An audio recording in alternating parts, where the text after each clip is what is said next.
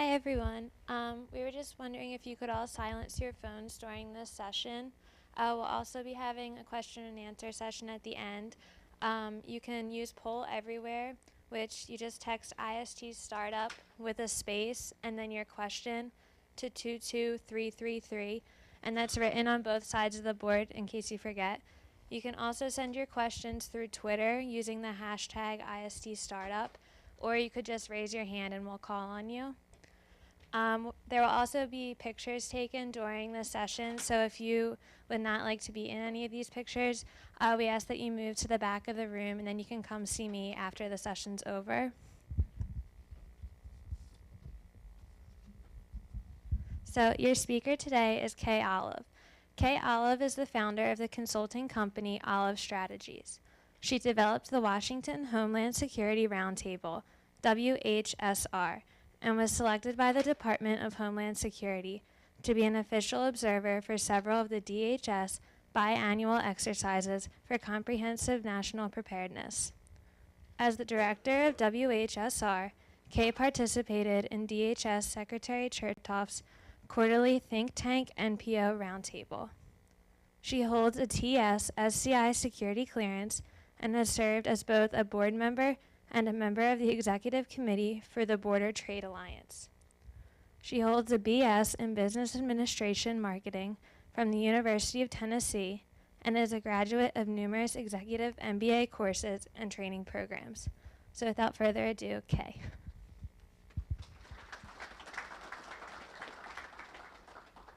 Good afternoon. Can y'all hear me? Oh, there we go. So, how many of you think government is like the most exciting, technology, wonderful, entrepreneurial area? Anybody? Exactly. But it really is, and that's the one thing hopefully that I can share with you today. And so let me give you just a tiny bit of information about my two companies so you kind of know where I am in the marketplace. I was a business consultant for several years, worked with a variety of different businesses, a lot of business processes, Six Sigma, total quality management years ago, things like that. And so moved to the Washington, D.C. area and was asked to help set up, with the formation of DHS, the Washington Homeland Security Roundtable, as the first industry DHS liaison group. Now, the reason that was important was that DHS was a brand new agency. So DHS is an agency very similar to DOD on a much, much, much smaller scale. Where DOD, you have the Army, the Navy, the Air Force, the Marine Corps, you have all kinds of other pieces and parts. You have NSA, you have Cybercom, you have all those different pieces. In DHS, you have the different component agencies. Most of those agencies had never worked together before. They certainly had never been aligned together before, and some of them were newly formed under DHS. So the people who worked like Kirsten is going to work for Lockheed Martin, and they're a client of mine. People who worked for, say, Lockheed Martin, who worked with the Coast Guard, had probably never worked with Secret Service. They probably hadn't worked at all with FEMA, who does disaster recovery. And so pulling all those things together created this huge kind of opportunity in the market to help create some kind of organization for people to better understand and to start to build relationships. And so in doing that, having been a business consultant, very quickly I had members of the roundtable that we set up. And we have all the big companies. We have Lockheed, excuse me, at least in government contracting. We have General Dynamics, we have Lockheed, we have Raytheon, we have Boeing, we have SAIC, we have Leidos, we have Adobe, we have SAS, we have, on and on and on as members. And so we put a lot of programs together every year, and we have really focused the last few years because of a program I did with Admiral Stavridis when he was at Southcom, in pulling together business people to come work with the government on some of the ongoing challenges. Right now, for instance, we have the very first DHS enterprise-wide focus group, or actually a working group, that's 20 DHS senior executives and 20 industry senior executives, and they meet once a month for a year to talk about how in the world do we get some innovation in acquisitions. The acquisitions program that the entire federal government has to follow is called the FAR. It's the Federal Acquisition Regulations, and it's, like this thick. It is the most onerous thing you've ever seen in your life, and you have to know it backwards and forwards, and you have to follow it in every procurement or it's invalidated. And so how in the world, in something that's that definitive, do you get some innovation in there?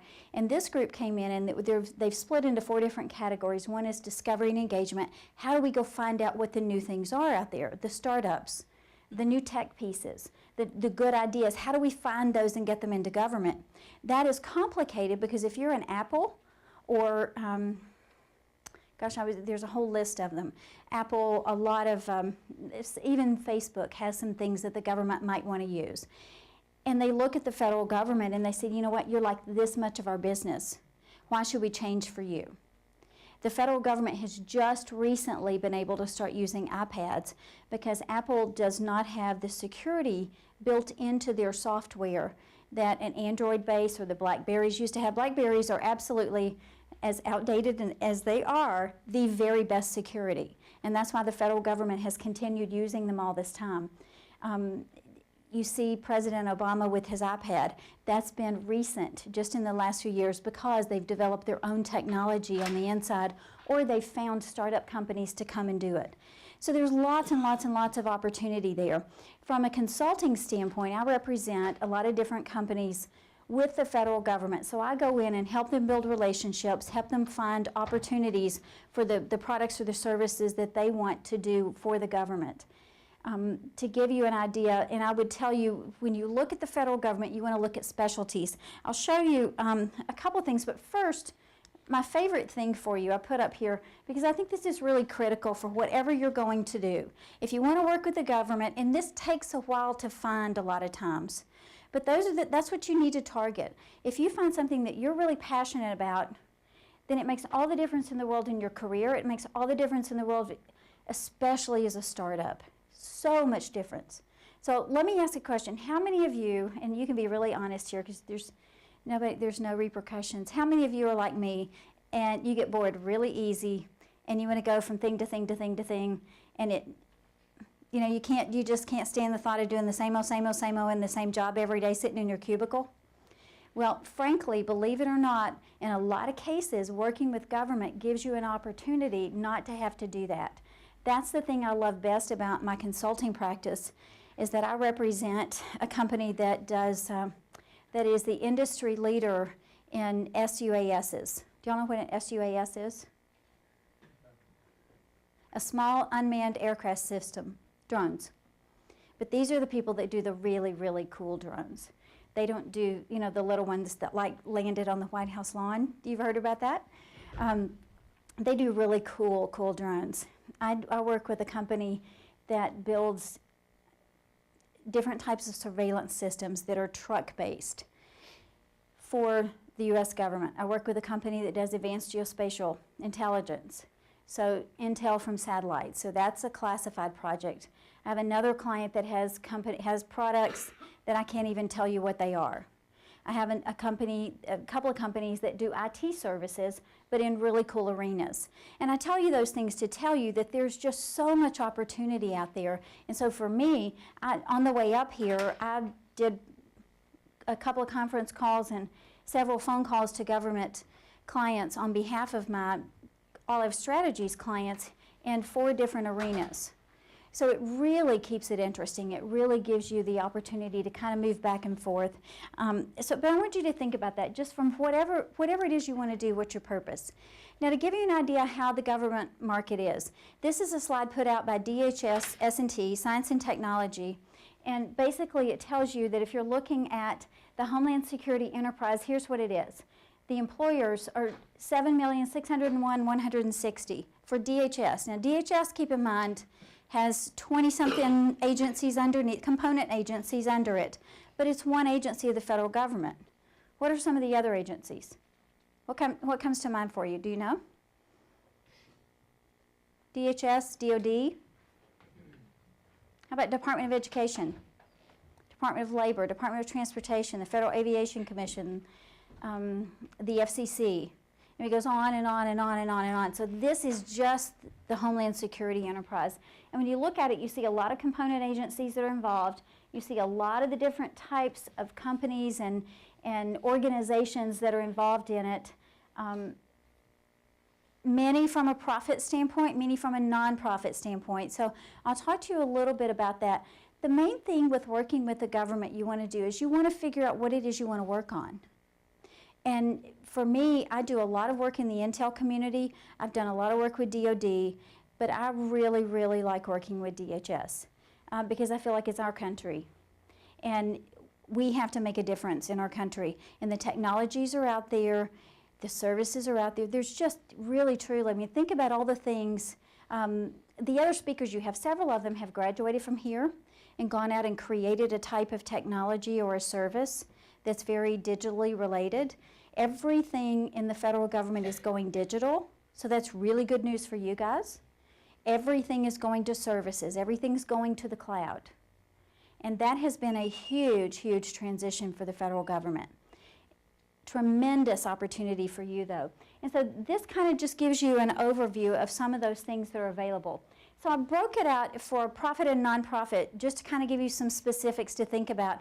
And please, please interrupt me at any time with questions. And Kirsten's in charge. If I get really boring, she's going to start yawning. So y'all have to join in with her to make sure we're getting something that you want to hear here. But if you look at this, one of the first areas is advocacy and policy. You can work on the Hill. If you want to be an entrepreneur, you can work for a lobbying firm, even though they don't really like to be called that anymore. They're more advocacy firms. But that means that they go to the Hill and they advocate on your behalf. When you look at, strategic business development, that's what I do. I go in, I don't go in and sell anything. I learn about what my clients have or my members, and then I go into people in the government, learn their mission, learn the different pieces that are coming, learn what their long-term CONOPs are, or concept of operations, what some of the capability gaps are that they have defined, or that they are in the process of defining, and then say, okay, gosh, I'm an Adobe business partner. So we work on a lot of digital pieces. So I can go back to Adobe and say, okay, for instance, how many of you heard about the breaches that DHS had with personal information? Anybody hear about that? Phenomenal. Millions and millions and millions of people, lots of employees. Beth Jones, who is on your IST board and works at TSA, her information was leaked. I mean, just amazing amounts of people. So Adobe, for instance, has a particular product that addresses this in a very simple way that's built into Adobe Acrobat. Well, everybody has Adobe Acrobat. Everybody does PDFs. It's built in. So then I go and find who do we work with, how do we figure this out, bring that back and make sure that they know what the opportunities are and help them get those relationships and look for those particular pieces. The difference there with policy, I'm not setting policy. I'm not trying to set policy. I'm trying to find the opportunities for my clients. Manufacturing, this has to be manufactured. Everything that's any kind of technology has to be manufactured somewhere. There's a tremendous amount that's happening there, especially from a digital standpoint. IT services. IT services range from what in the market we call butts and seats. So we've got to have people just doing the job. And so we come in and we're going to contract with you to provide 1,000 people to do these particular jobs. Some are analytics, some are accounting, some are whatever it is. That's one particular area. There's a tremendous amount. You're doing security risk and analysis. There's a tremendous, tremendous focus on that. And that is growing like crazy. I mean, we've been talking big data for, Pete, how many years now? Longer than we want to remember. Yeah, right? and it is. It's just, oh, big data, and boy, everything's big data, and gosh, this is going to have an impact. Well, we're at a point now where we're starting to really finally get our arms around the analysis of big data. And so from your standpoint, that gives you opportunities to look in a lot of different areas. So the support services, and really that's probably more the butts and seats, I guess. But the IT standpoint is going to go from basic IT services to very, very highly classified scenarios. And you can decide there, kind of which way you want to focus. The technology, and then the other one, technology, the systems integration. Well, let me back up. From a technology standpoint, keep in mind, as I said, the government, like for Apple products, That's incredible technology. Everybody wants to use an iPad. They want to do this, and they simply cannot use it from a security standpoint until just recently. So there have been technology developments there. There have been IT developments there from a security standpoint, and all those pieces go hand in hand. Systems integration, if you look at every major company like Lockheed that Kirsten's going to work for, a huge amount of what they do for the federal government is integrating different systems. Systems architecture, and I just sat in with the guys from Media Barn talking about information architecture, and they did, and they showed the examples of what they just did rebuilding your IST website. Exact same thing, except on an overall systems basis, not just on the information standpoint. TSA, for instance. TSA, when you would be amazed, and I would encourage you, if you have an opportunity to go visit a government agency at some point, do. TSA stops more stuff than anybody will ever imagine. On your Instagram, go to TSA, look up the TSA Instagram account, and they show pictures every day of people who come to the airport with bombs, who come with grenades, who come with loaded guns. And I'm thinking, really? Get a clue. You don't know any better than that? But there's tons of stuff that they stop every single day. And when you look at TSA, you've got a baggage system, you have a passenger screening system, all those things have to work together. So there's an incredible overlay. And then you have a cargo system. All those pieces have to work together, and they're driven by information systems, they're driven by engineering, tremendous systems architecture there, tremendous risk analysis. And so from what the standpoint of the things you're doing in IST and that you're targeting for your career, there are just opportunities everywhere. It's just absolutely incredible. So that's just kind of a quick overview of some of the profit opportunities. And I would assume that most of you are like most of the people I deal with, you are interested in making a profit. So those are a lot of times the things you're most interested in. So any questions on those so far? Okay, let's talk about nonprofit, then I want to tell you a little bit about the combination. So nonprofit, so use my WHSR as an example of an association. We are an industry DHS liaison group. So different companies pay an annual membership fee. They're a member of our association. We provide them little tidbits of information. We try to kind of get the jump on what's going on in the government. Make sure we're feeding them some of the news before it really hits the marketplace so they're a little ahead. We have these meetings, as I told you, the Innovation and Acquisitions Program. We do all the industry engagement for TSA, do a lot of things for the U.S. Border Patrol, for the U.S. Coast Guard, across the board. And those are all programs that industry can come, whether it's a lunch meeting and they can sit and have, Pete come and talk about a particular program and share some information, or have Dr. Brothers, who is the head of DHS S&T, or any number of people across the enterprise come and talk about their mission and what they're trying to accomplish and what the kind of the go forward is. So that's an association, but you can also have more specific trade associations who are actually doing advocacy. We do not do advocacy through WHSR. We are doing liaison, trying to create engagement opportunities. So it's a real difference. And then there are, as I said, advocacy organizations, National Association of Manufacturers. They are on the Hill advocating for their members all the time from a manufacturing standpoint, and others like that. So then you've stepped over into the advocacy and the policy. From a policy standpoint, you can be looking at overall policy. Right now, one of the big things going on in Washington is the Southern Border Strategy. Chairman McCall from Texas, who's head of the House Homeland Security Committee on the Hill, has written a Southern Border Strategy. Secretary Johnson, who's the Secretary for DHS, has a Southern Border Strategy.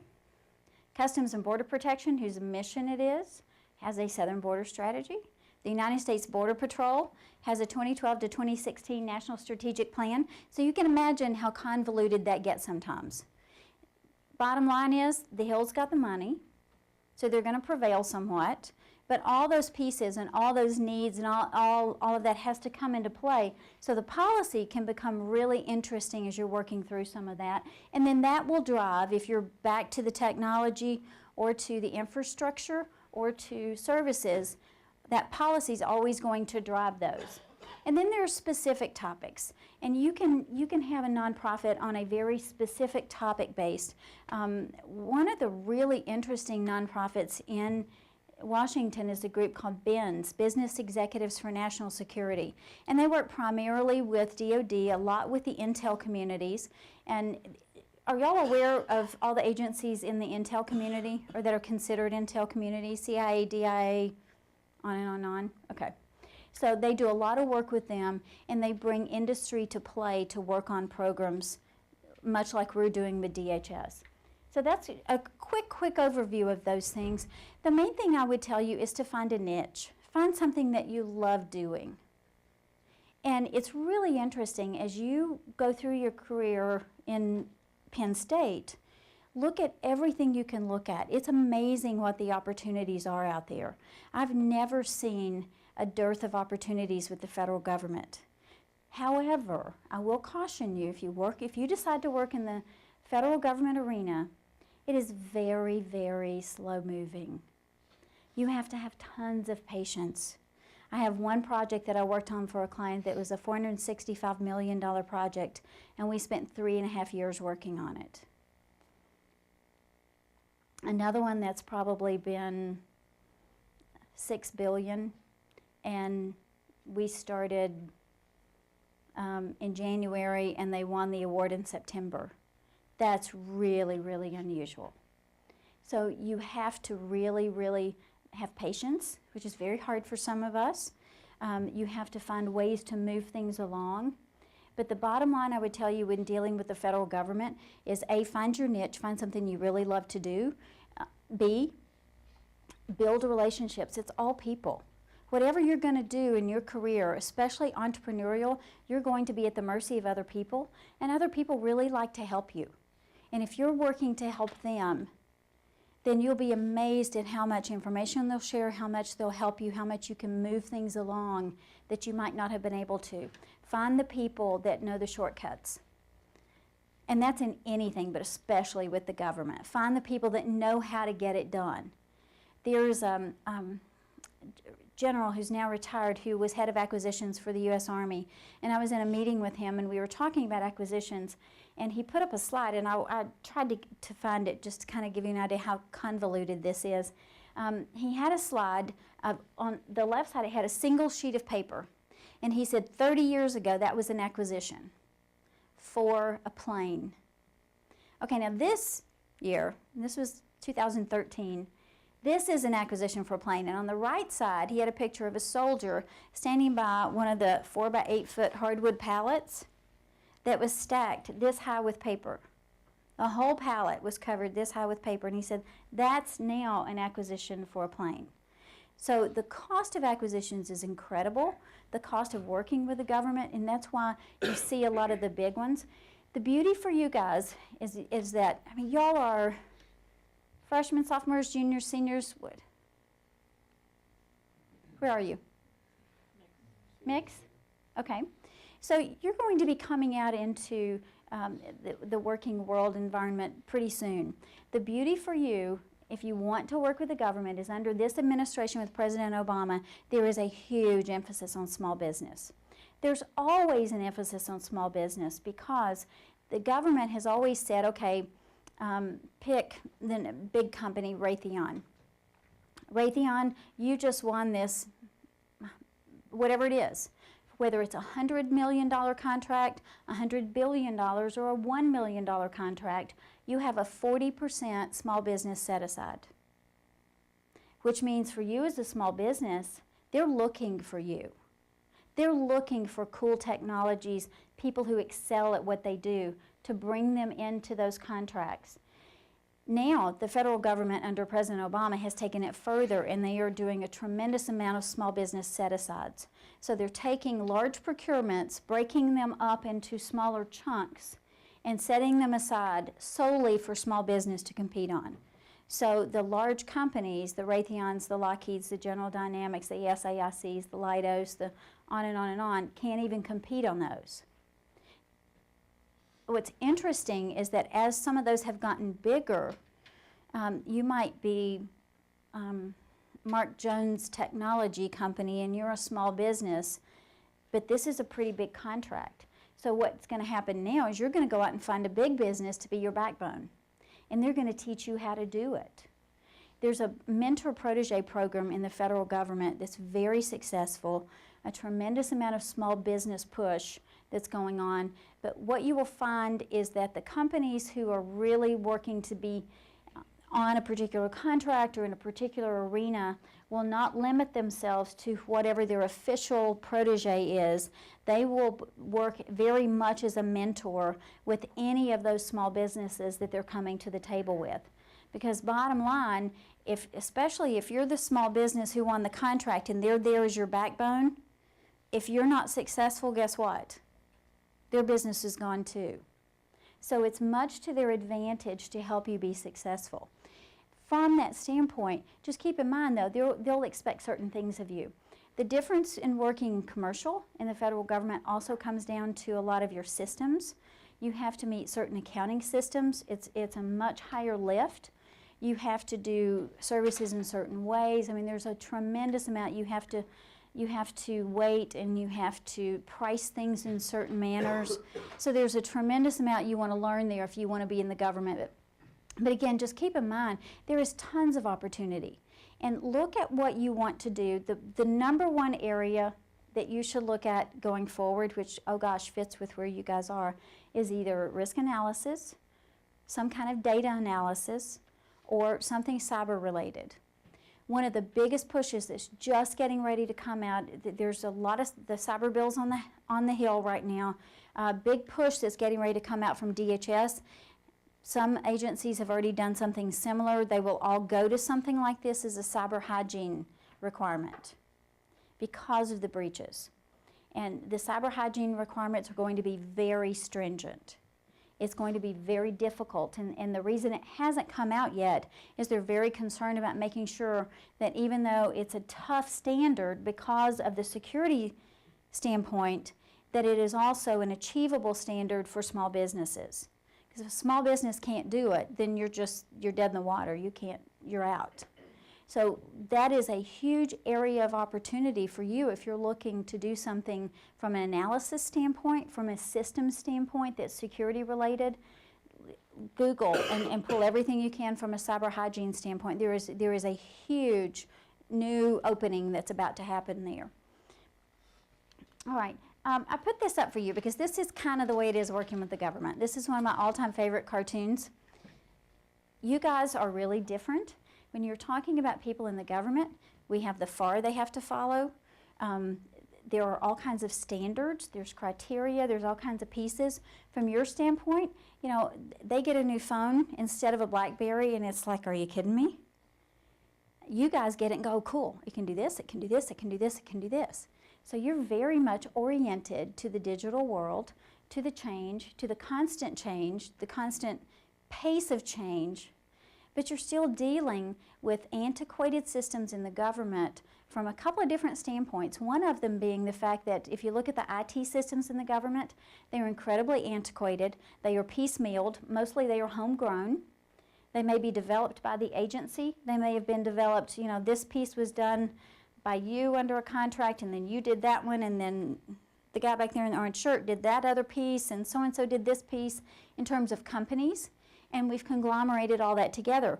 The hard part so much of the time, and that's back to the systems architecture, is those pieces were never really designed or built to work together, but they have to achieve this particular mission. Again, another opportunity for you in terms of creating tools or services that can help with those types of systems and those architectures. Keep in mind though, this is them. It's like, really? We have to change that? Oh, that's going to be hard. So from that standpoint, the main thing then that I would encourage you is find your niche. And I'll give you an example. I started, as I said, I was a business consultant and did another business. I've been an entrepreneur since I was 19.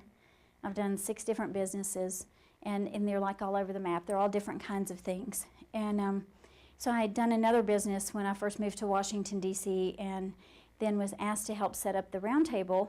And I came in and set it up and immediately had people saying, hey, gosh, you know, you had so-and-so as a speaker. Do you think do you know any more about that topic? Do you know any more about this? Could you get me in to see them? And so I kind of fell back into consulting from that standpoint. The thing that has made me successful in that is finding a specialty. And for me, it was totally an anomaly. In 2004, was reading the United States Border Patrol Border Security Strategy, which really literally was a resource strategy. We need trucks, we need guns, we need this, we need that. Mike Fisher, who's the chief of the U.S. Border Patrol, 21,000 plus agents, talks about the time when he was on his way to work as a Border Patrol agent, and he was in the BORTAC, which is it's the Special Ops Border Patrol Tactical Unit, and he would stop on his way to work at Walmart to get new batteries for his flashlight. That was normal. You know, they laugh about the time that, you know, you used to apprehend 100 illegal immigrants coming across from Mexico who had weapons, and you tell them to sit down, take their shoes off, and throw them over there. And I said, why? And they said, well, because my radio wasn't working, and it was me and them. And you know what? We took their shoes off because have you ever tried to run in the desert? And then you just keep talking on your radio, yeah, different, you know, things, different comments, waiting on that to happen. So years ago, huge issues from a resource standpoint. So the first strategy was building resources, building infrastructure. The second strategy that came out in 2012 is a threat-based intelligence-driven strategy. So it's light years ahead. If you look at those different strategies, you see not just the growth that they've done, but you also see some of the challenges and the things that they have developed and implemented from a technology standpoint that have taken them from needing working equipment to using threat-based intelligence that's based on security risk analysis. So huge changes. And frankly, I read the first strategy and just kind of fell in love with the mission. So I work very, very closely with the United States Border Patrol all the time. I work closely with other components of CBP, lots of other DHS components. I'm doing a lot of work with the Coast Guard. And you find something that you really like, a mission that really kind of speaks to you. And I would tell you that the opportunities are there, whether you're working in a large company or whether you want to go start a small company. The opportunities are there. If you want to be an entrepreneur in government, right now is an absolutely wonderful time. Absolutely incredible opportunities because of the push from the White House towards all the small business set-asides. So that's a quick overview of the market and kind of what's going on there. Can I answer any questions?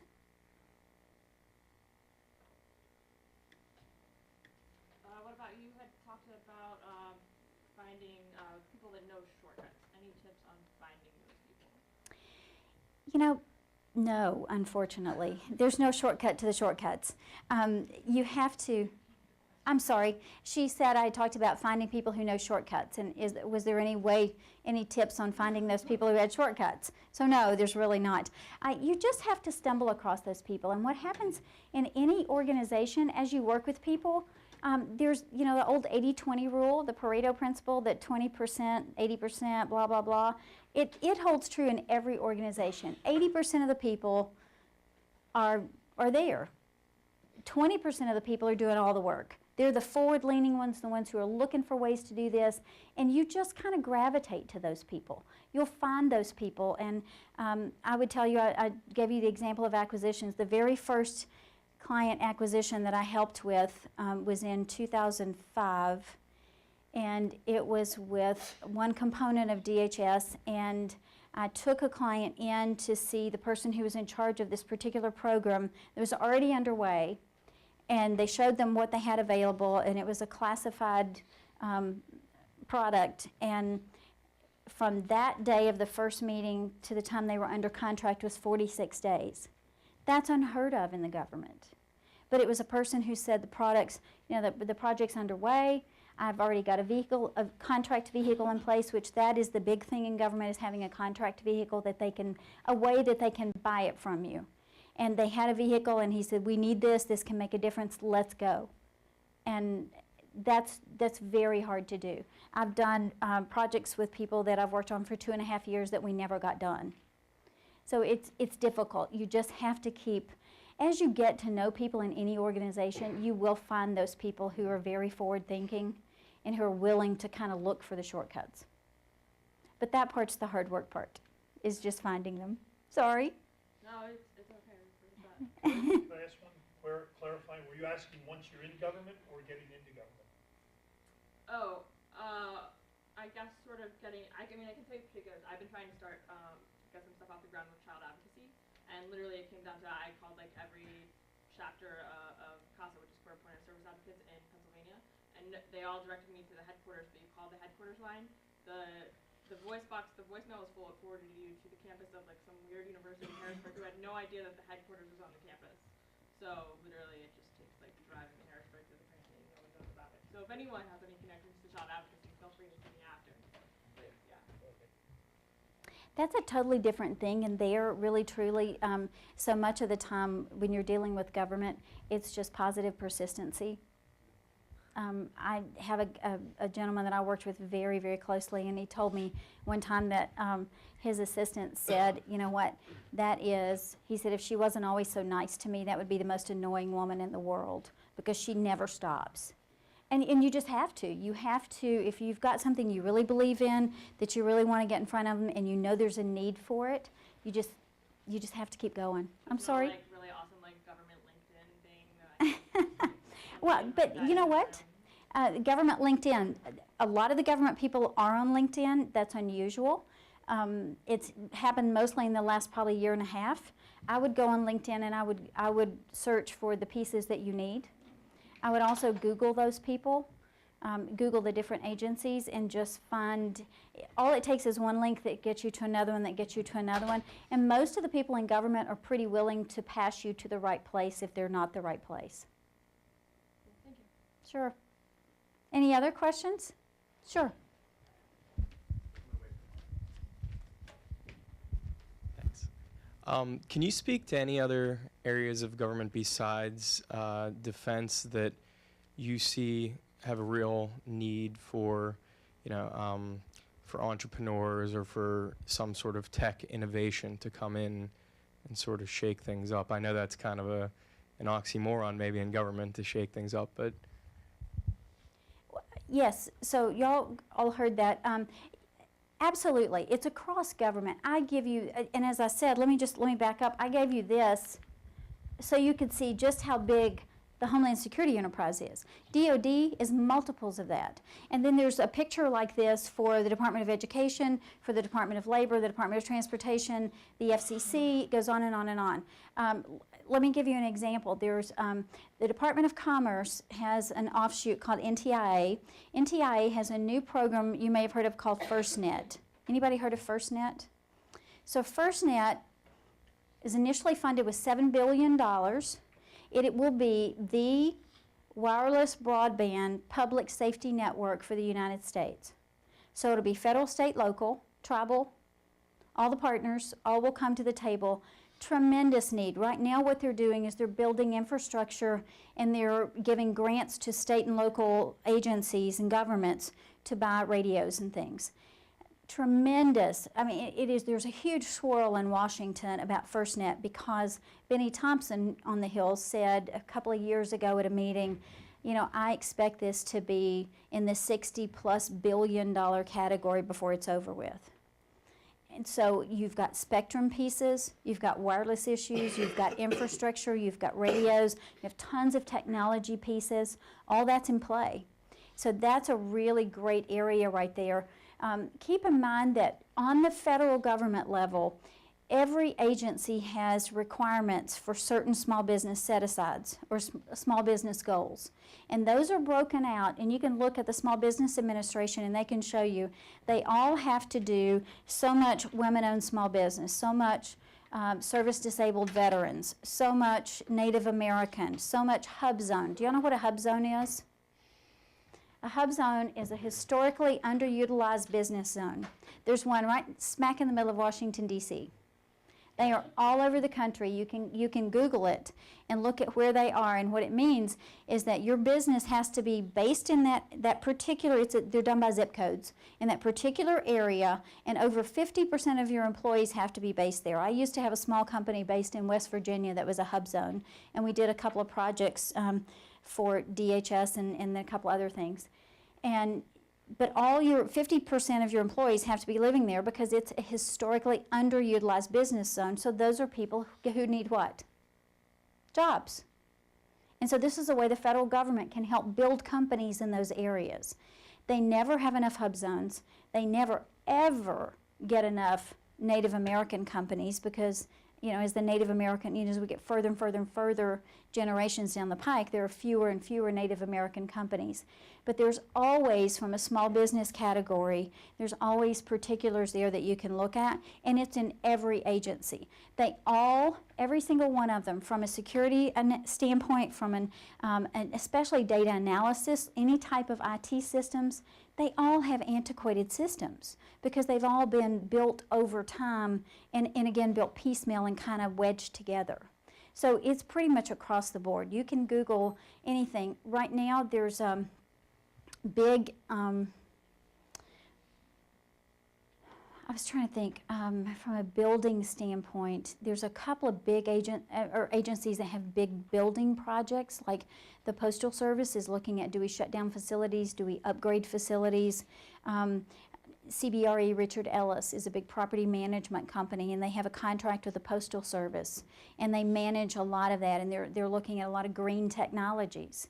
So you look at all the federal government buildings, and I'm standing here blanking out, there's a particular bill it's just labeled the Green Bill, that tells them HVAC systems, LED lighting, you name it, you go through the building, all of this has to be done and upgraded in the federal government by X date. Now, that comes under what is referred to as an unfunded mandate. And so some of those things will happen piecemeal. They may or may not make those dates, but there's lots of building projects. There's lots of technology from that standpoint. Does that answer? There's, I mean. Yeah, I'm sure it's endless. Okay. Thank you. I just wondered if you. Department of Education is looking, you know, they're constantly upgrading schools and buildings and technologies and pieces.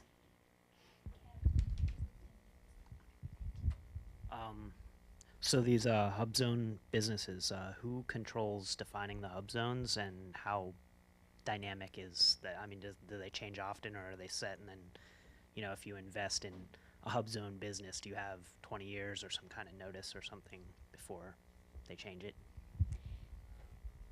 Probably yes. The hub zones are handled by the Small Business Administration. So if you go on the SBA website, and it should be sba.gov, you can search for hub zone, and it'll give you all of that. They're very specific standards. I don't think the standards change very much. What would change a hub zone is, let's say 10 miles from here is a small area that ends up being a hub zone. And you put a business there, and Kirsten does, and you know, Pete does, and you know, 17 of you go put a business there, and all of a sudden it's not so underutilized anymore. And that's what would change it. But it takes so much to accomplish that I don't think there's not a particular time period that I'm aware of, but it is very specified in how it works. And you have to go through a very specific application. You have to establish your business, very detailed application, and then you are awarded a hub zone certification or not, and then you have audits after that to make sure that you're meeting those requirements. Any other questions?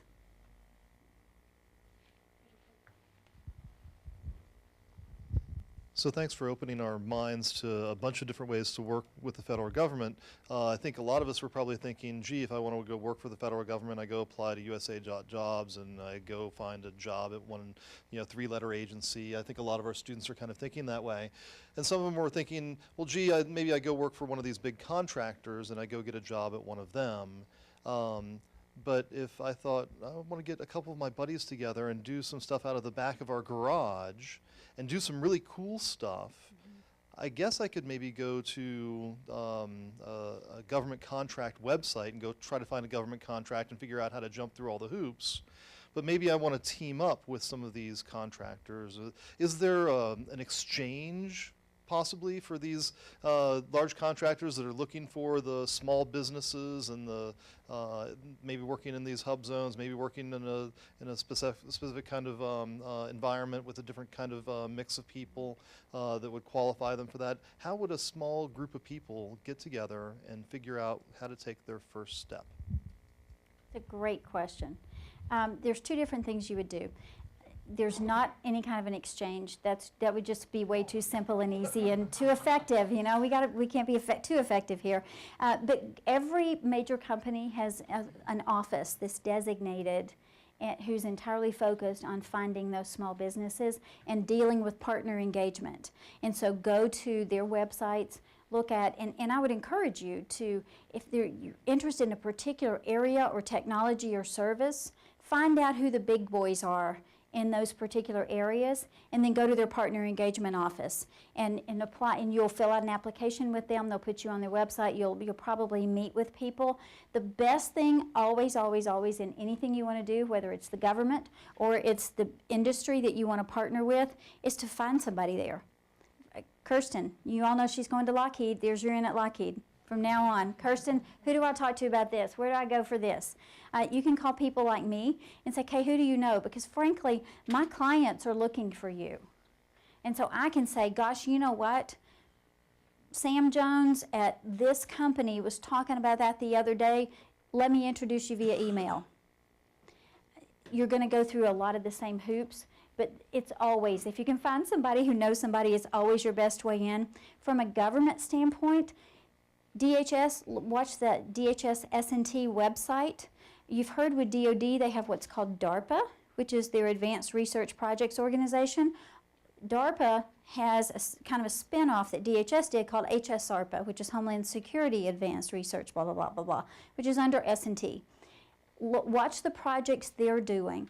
In every one of those offices, and most of the agencies that have a lot of technology have some kind of office like that. And if you go to them and say, look at their websites and look at what they've got going, DHS S&T is a great example. They have a commercialization office.